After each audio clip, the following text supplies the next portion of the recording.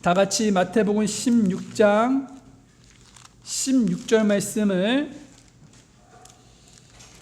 읽도록 하겠습니다. 시작. 시몬 베드로가 대답하여 이르되 주는 그리스도시요 살아계신 하나님의 아들이시니이다. 아멘.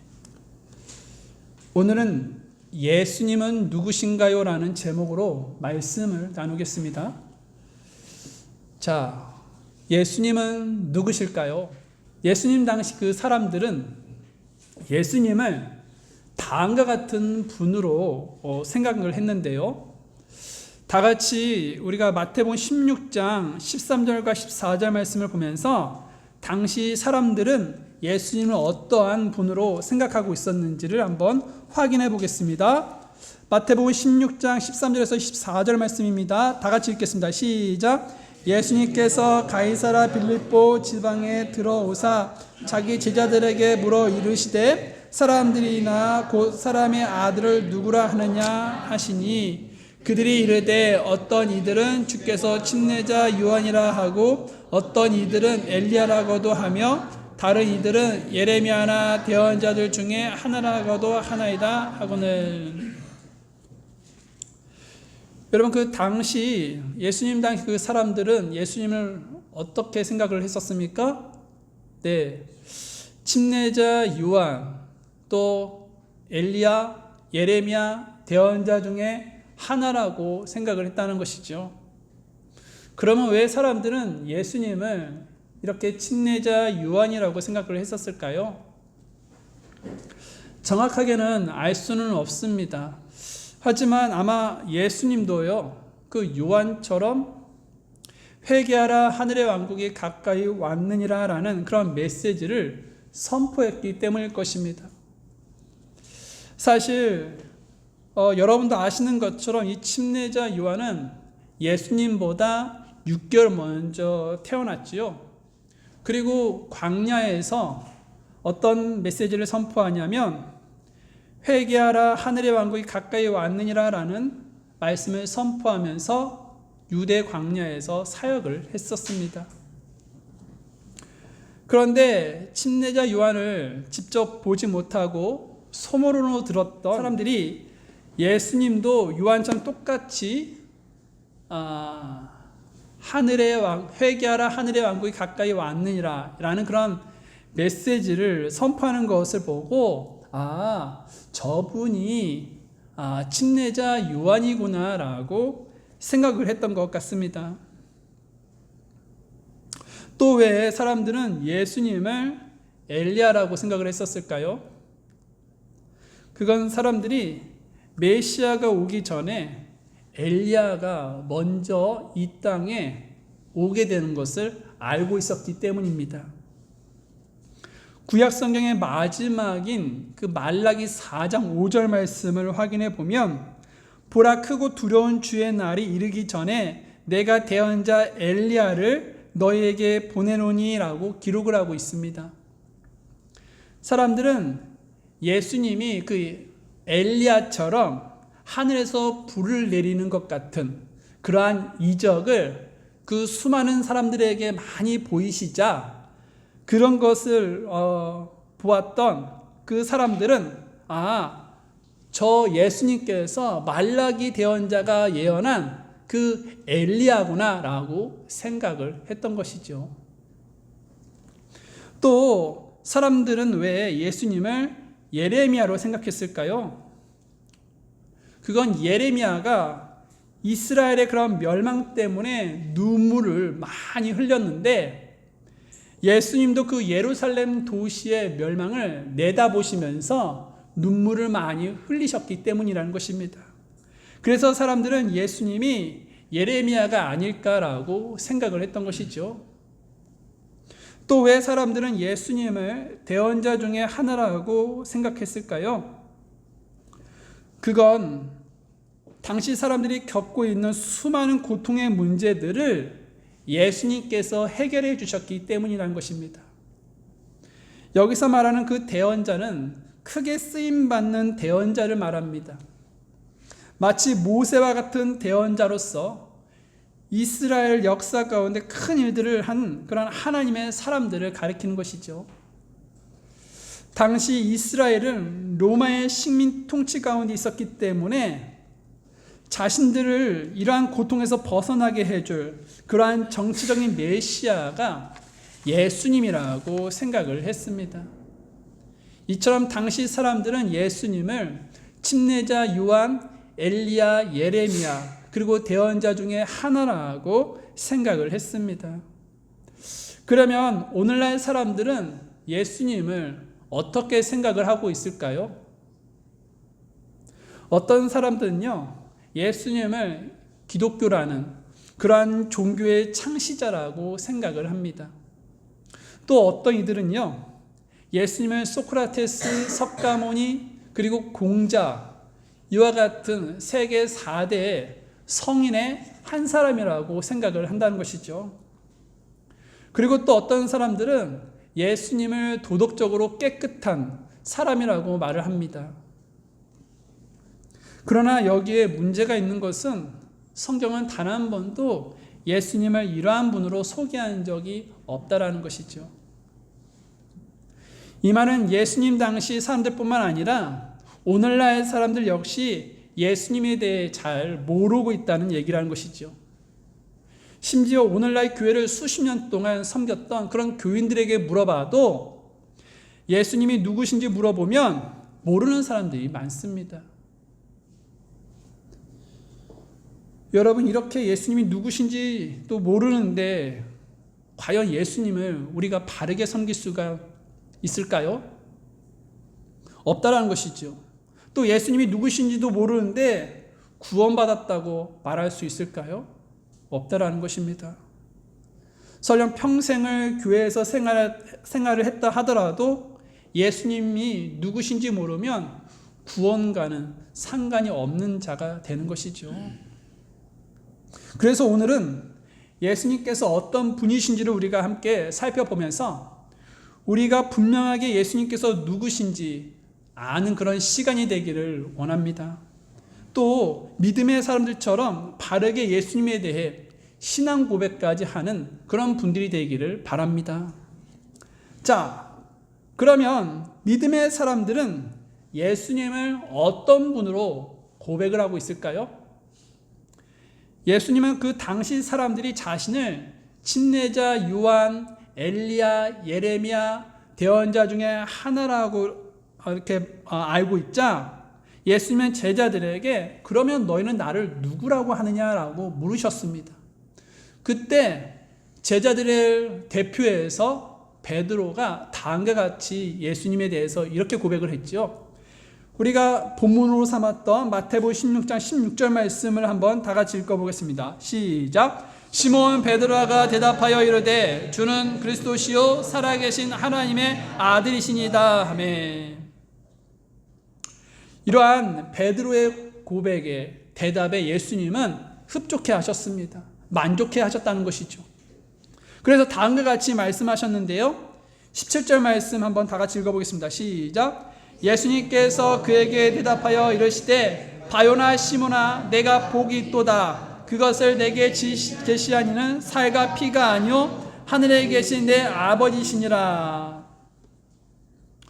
이와 같은 베드로의 고백은 합당한 고백이었기에 예수님은 시몬 베드로에게 내가 복이 있다라고 말씀하셨습니다. 사실 이와 같은 고백은 하늘에 계신 하나님 아버지께서 알려주셨기 때문에 베드로가 이와 같이 놀라운 진리의 고백을 할 수가 있었던 것이죠. 자, 그러면 베드로의 고백에 예수님께서 흡족해 하셨다면 예수님께서 어떤 분이신지를 우리는 알 수가 있는데 베드로의 고백에 나타난 그 예수님은 어떤 분이실까요? 첫 번째로 예수님은요, 주님이시라는 것입니다. 따라해 볼까요? 예수님은 주님이십니다. 네. 베드로는 본문에서 예수님을 주라고 고백을 하죠. 주님이라는 말은 무슨 뜻이 있냐면 주인이라는 뜻이 있습니다. 세상에서는 모든 것이 다 주인이 있죠. 집도 주인이 있고, 건물도 주인이 있고, 볼펜도 주인이 있고, 이 양복도 주인이 있고, 돈도 주인이 있고, 집에서 키우는 그런 애완동물까지도 다 주인이 있습니다. 마찬가지로 우리 인생의 주인도 있다는 것인데, 그러면 우리 인생의 주인은 누구냐? 바로 예수님이십니다. 그러면 왜 예수님께서 우리 인생의 주인이 되시는 것입니까? 그것은 바로 예수님께서 우리를 만드셨기 때문이라는 것이죠. 요한복음 1장 1, 2절 말씀을 보게 되면 이런 말씀이 적혀 있는데요. 처음에 말씀이 계셨고 말씀이 하나님과 함께 계셨으며 말씀이 하나님이셨더라. 바로 그분께서 처음에 하나님과 함께 계셨고라고 기록되어 있습니다. 여러분, 이것은 무엇을 말해줍니까? 처음에 하나님이 계셨는데, 즉 이 세상이 창조되기 전에 하나님이 계셨는데 말씀도 함께 계셨다라고 말해주고 있는 것이죠. 그런데 여기서 말하고 있는 그 말씀이 누구냐라는 것입니다.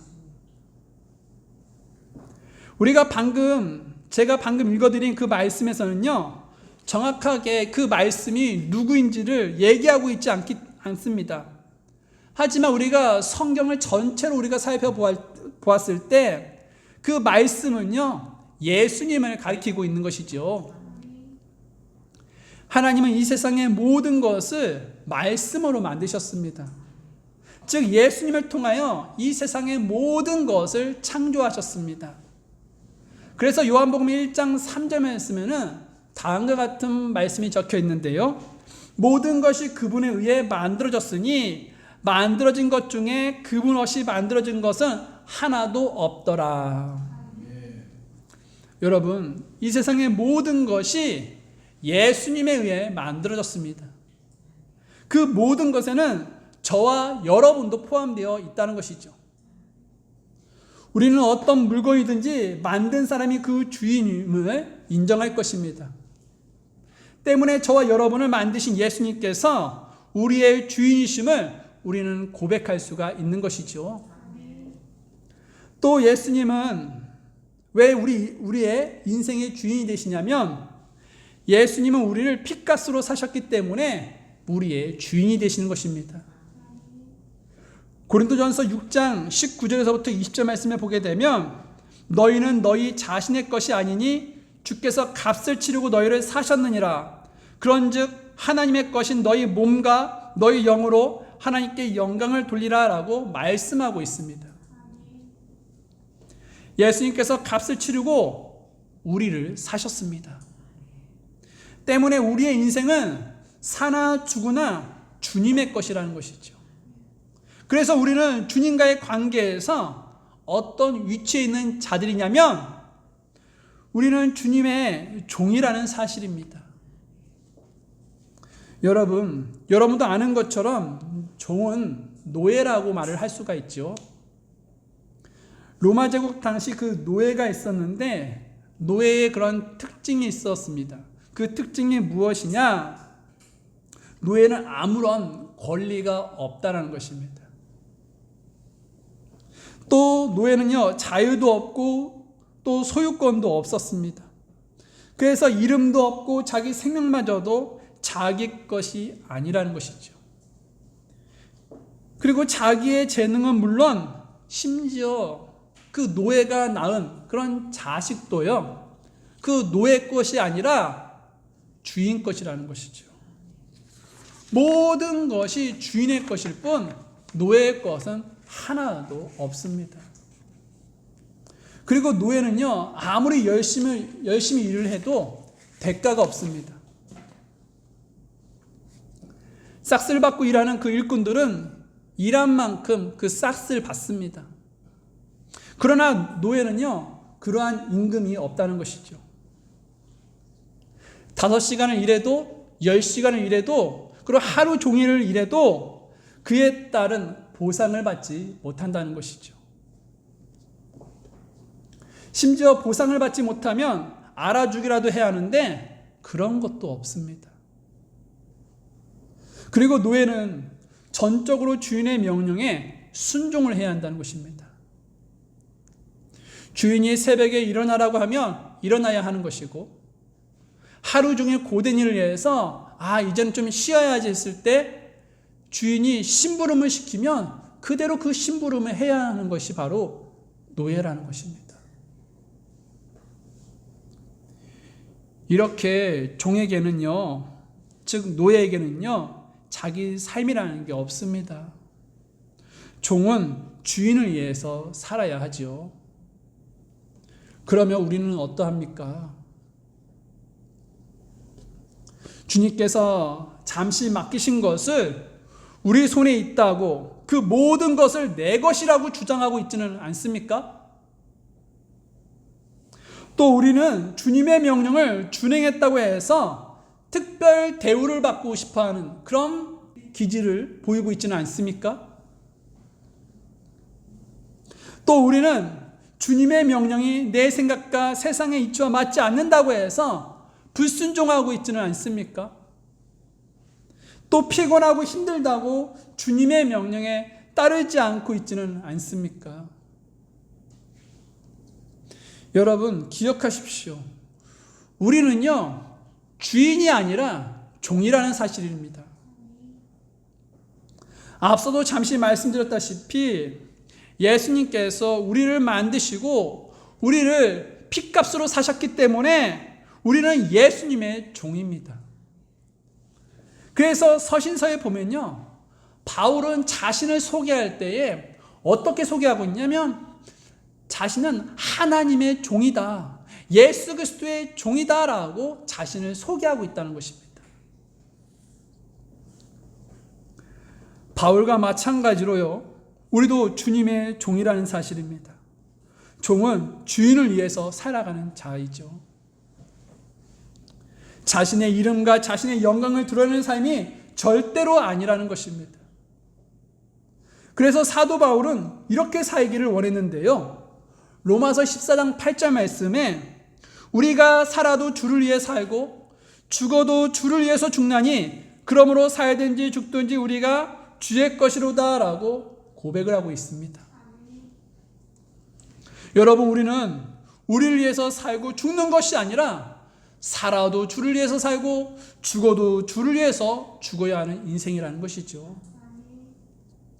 이러한 삶이 종의 인생이며 우리의 주인이신 주님께 잘하였도다, 착하고 신실한 종이라고 칭찬받는 그러한 인생일 것이라는 것입니다. 여러분, 지금까지 말씀드린 것 중에서 가장 중요한 메시지는 무엇이냐?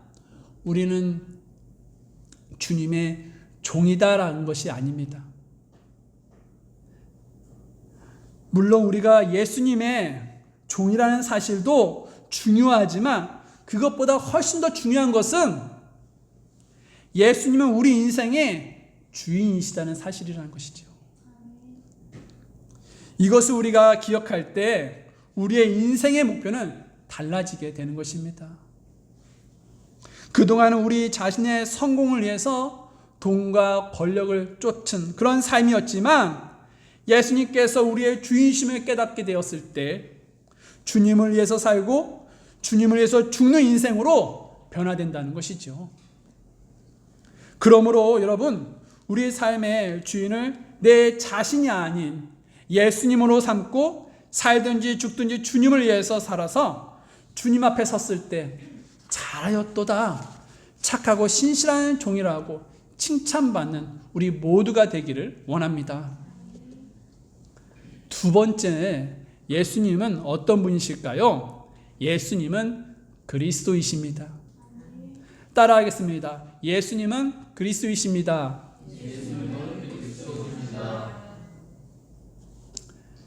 베드로는 본문에서 예수님을 그리스도라고 고백을 하게 되죠.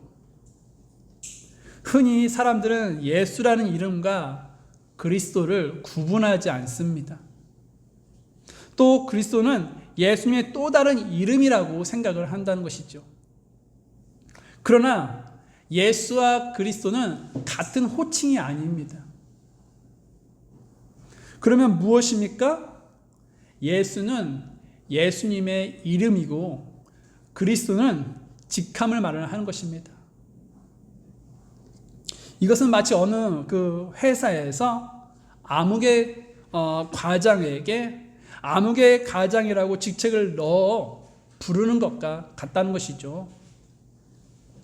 마찬가지로 예수는 이름이고 그리스도는 예수님의 직책이라는 것입니다. 그러면 그리스도란 무슨 뜻이 있을까요?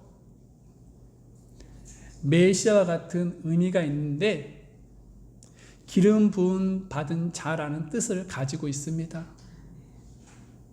그리스도는요 헬라어이고 메시아는 히브리어입니다. 같은 뜻이 있다는 것이죠. 기름 부음은 어떤 특별한 직무를 수행할 그런 사람을 세울 때 하던 의식이었습니다. 즉 기름 부음은 하나님께서 주시는 임명장이라고 할 수 있습니다. 구약 성경은 이러한 임명을 세 부류의 사람들에게 주었는데 그 사람들이 누구냐? 제사장, 대언자, 왕 이렇게 세 부류의 사람들에게 기름을 부었습니다. 하나님은 모세에게 아론을 대제사장으로 삼으라고 말씀하시고 그 아론에게 하나님은 기름을 부으라고 말씀하시지 않았습니까? 그리고 또 하나님은 그 엘리야에게 엘리사를 택하여 기름을 붓게 했다는 것입니다. 그 엘리사가 누구입니까? 엘리사는 대언자라는 것이지요.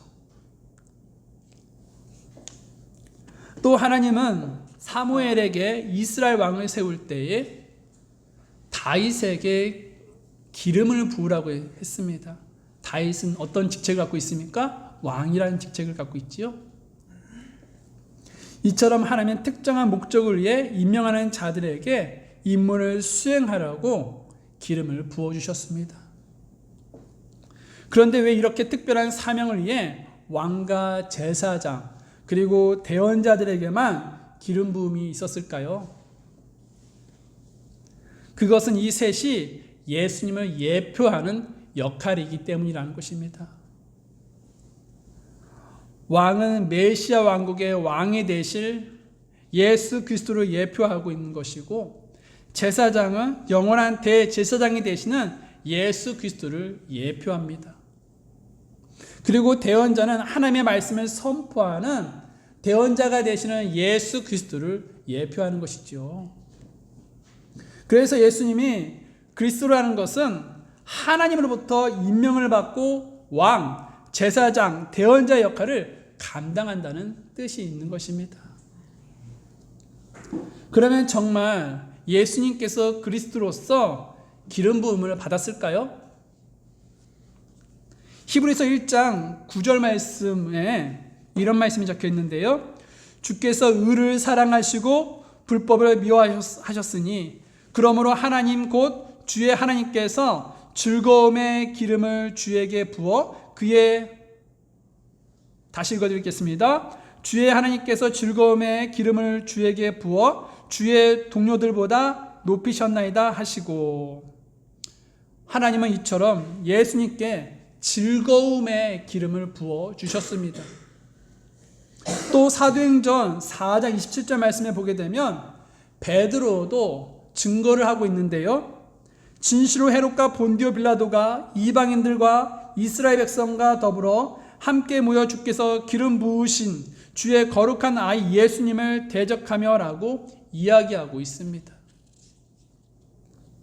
이처럼 예수님은 성령의 기름을 풍성히 부음받으셨죠. 그래서 예수님은 회당에서 처음 성경을 펴서 자신을 증거하셨을 때에 이사야 61장 1절 말씀을 인용하면서 다음과 같이 말씀하셨습니다.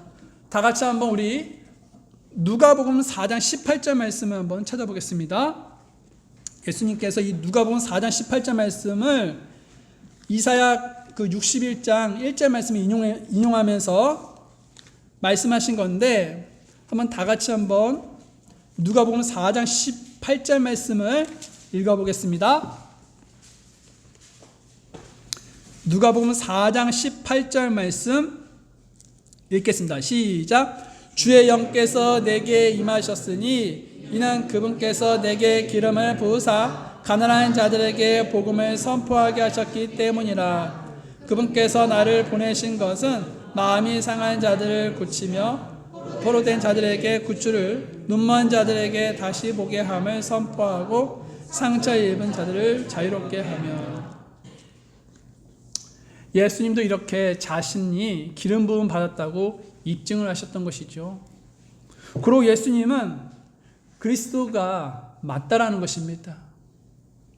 그러므로 예수님이 그리스도라는 말은요, 예수님께서 이 땅에 오신 그런 까닭을 알 수가 있는데요, 그것은 예수님께서 왕으로서 우리를 통치하시는 분으로 오셨고, 또 제사장으로서 우리의 죄를 위해서 자신의 몸을 희생으로 드리기에 오셨음을 우리는 알 수가 있게 되는 것이죠. 그리고 대언자로서 하나님의 뜻을 우리에게 알려주시기에 이 땅에 오셨음을 알 수 있습니다. 그래서 실질적으로 예수님은 대언자로서 이 땅에 오셔서 많은 곳을 돌아다니면서 많은 사람들에게 회개를 촉구하셨으며 하늘의 왕국이 가까이 오셨음을 설파하셨습니다. 또한 제사장으로서 예수님은 십자가에서 죽으셔서 제사장의 그 직책을 감당하셨지요. 또한 왕으로서 예수님은 하나님의 왕자 오른편에 앉으셔서 왕의 역할을 수행하셨습니다. 그리고 놀라운 것은요, 이러한 그리스도의 역할을 예수님은 멈춘 것이 아니라 지금도 그 역할을 계속하고 계시다는 것이죠. 그래서 예수님은 지금도요, 대언자로서 성경을 통하여 우리에게 하나님의 뜻을 알려주시고 계십니다. 또 대제사장으로서 하나님 앞에서 우리의 죄를 변호하고 계시며 왕으로서 하나님의 왕자 우편에 앉으셔서 우리를 다스리고 계신다는 것이죠. 그러므로 예수님만이 오직 그리스도이시며 메시아이심을 믿을 수 있기를 바랍니다. 세 번째, 예수님은 어떤 분이실까요? 예수님은 살아계신 하나님의 아들이십니다. 따라하겠습니다. 예수님은 살아계신 하나님의 아들이십니다.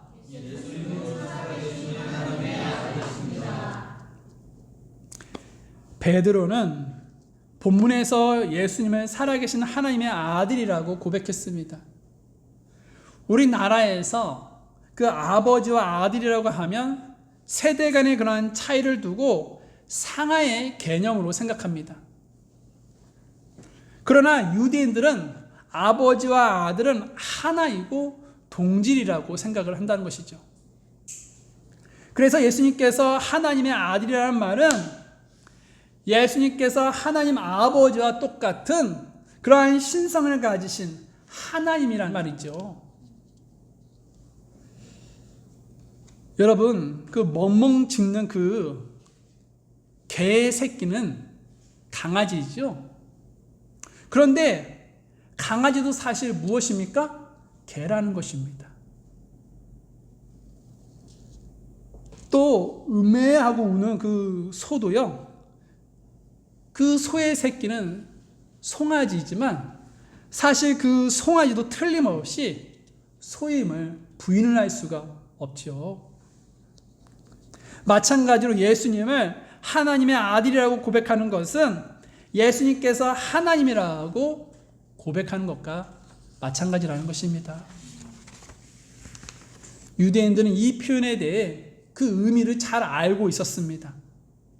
그래서 요한복음 5장 18절 말씀에서 이렇게 말씀하고 있는데요, 다 같이 우리가 요한복음 5장 18절 말씀을 한번 보겠습니다.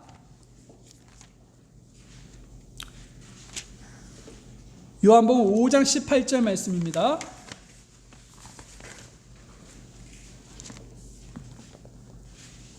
요한복음 5장 18절 말씀 다 같이 읽겠습니다. 시작. 유대인들이 이런 이유로 더욱더 그분을 죽이려 하니라. 이는 그분께서 안식일을 어길 뿐 아니라 하나님이 자기 아버지라고 말하며 자기를 하나님과 동등하게 만드셨기 때문이더라.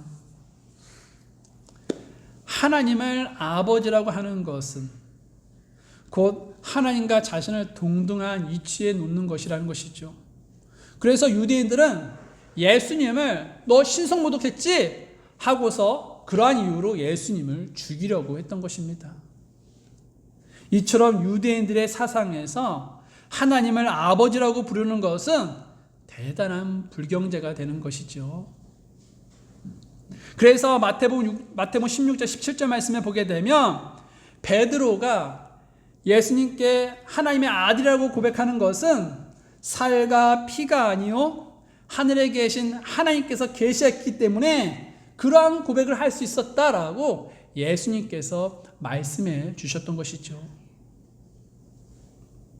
그러면 왜 하나님의 아들이신 예수님께서 사람이 되셨을까요?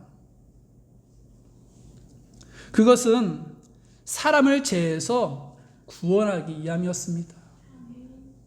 첫사람 아담의 불순종으로 인해서 아담 이후의 모든 사람들은 다 죄인이 되었습니다. 아무리 착하게 살아도요, 로마서 3장 10절 말씀에 보게 되니까 의로운 자는 없나니 단 한 사람도 없으며 라고 말씀하고 있습니다. 이 세상의 모든 사람은 다 죄인이라는 하는 것이죠. 또 로마서 3장 23절 말씀에 보게 되니까 모든 사람이 죄를 지어 하나님의 영광에 이르지 못하더니라고 말씀하고 있습니다.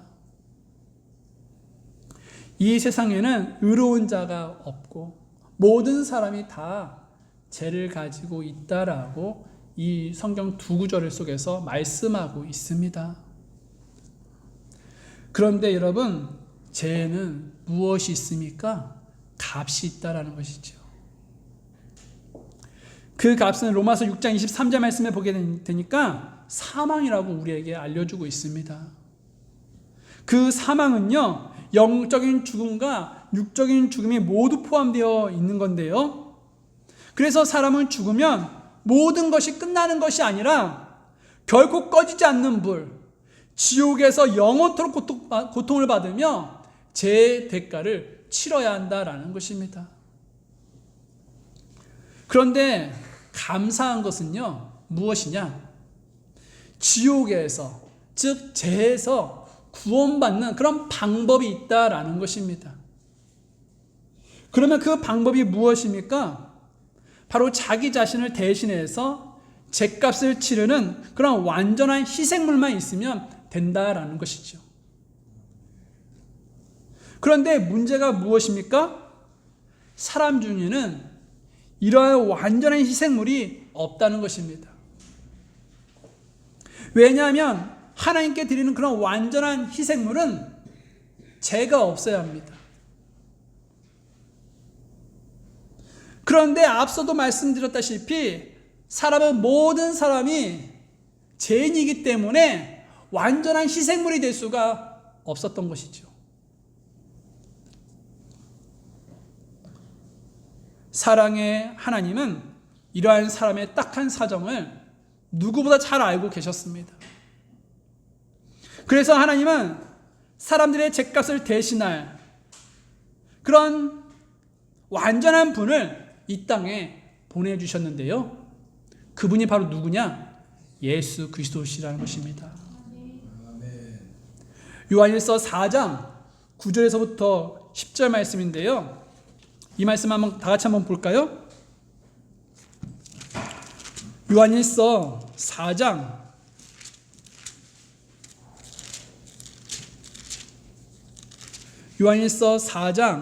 9절에서부터 10절까지의 말씀입니다. 다 같이 요한일서 4장 9절에서 10절 읽겠습니다. 시작. 하나님께서 자신의 독생자를 세상에 보내사 우리가 그분을 통해 살게 하셨은즉 이것 안에서 하나님의 사랑이 우리를 향해 나타났느니라. 우리가 하나님을 사랑하지 아니하셨으나 그분께서 우리를 사랑하시고 자신의 아들을 보내사 우리의 죄들로 인한 화해 헌물로 삼으셨나니 여기에 사랑이 있느니라. 하나님은 자신의 유일한 독생자를 저와 여러분 그리고 이 세상에 있는 모든 사람을 사랑하셔서 그 자신의 유일한 아들을 이 땅에 보내주셨다는 것이죠. 여러분도 아시는 것처럼 세상의 그 어느 종교도 신이 그 인간을 이처럼 사랑하여서 인간을 위해 자신의 아들을 대신 죽이는 그런 신은 찾을 수가 없다라는 것이죠. 그러나 하나님은 자신의 아들을 아끼지 아니하시고 예수님을 십자가에 누구 대신에 우리를 대신해서 십자가에 내주셨다는 것입니다. 이처럼 하나님은 저와 여러분을 자신의 아들을 십자가에 내어주시기까지 사랑하셨습니다. 여러분, 그 하나님의 사랑 정말 놀랍지 않습니까? 그런 사랑을 저와 여러분이 지금 받고 있는 것입니다. 어떤 사람들은요, 구원을 얻는 길은 여러 갈래라고 말을 하고 있는 사람들이 있습니다. 하지만 제사함을 받고 구원받을 수 있는 그 유일한 길은 예수 그리스도 한 분밖에는 없습니다. 주님을 떠난 길은 길이 아니며 주님을 떠난 진리는 진리가 아닙니다. 주님을 떠난 생명은 죽은 것이죠. 예수 그리스도 외에 다른 구원의 길은 없습니다. 요한복음 14장 6절 말씀에 예수님께서 그에게 이르시되 내가 곧 길이요 진리요 생명이니 나를 통하지 않고는 아무도 아버지께로 오지 못하느니라 라고 말씀하고 있습니다. 그리고 사도행전 4장 12절 말씀에 다른 사람 안에는 구원이 없나니 하늘 아래에서 우리를 구원할 다른 이름을 사람들 가운데 주지 아니하셨느니라 하였더라 라고 말씀하고 있습니다. 그러므로 우리의 소망은 오직 한 분, 예수 그리스도이십니다. 예수님은 우리의 소망이 되시고 우리의 위로가 되시며 우리에게 구원을 주시는 분이십니다. 그래서 혹시 이 자리에 아직 예수님을 믿지 않는 분이 계시다면 예수님을 믿을 수 있기를 바랍니다. 그리스도인은 예수님께서 구세주임을 세상 만방에 전하는 그런 구원의 나팔과 같은 그런 역할을 하는 자들입니다. 그러므로 주변 사람들이 예수님을 믿지 않는 분이 계시다면 예수님을 담대하게 소개해주는 그런 전도자가 되기를 바랍니다.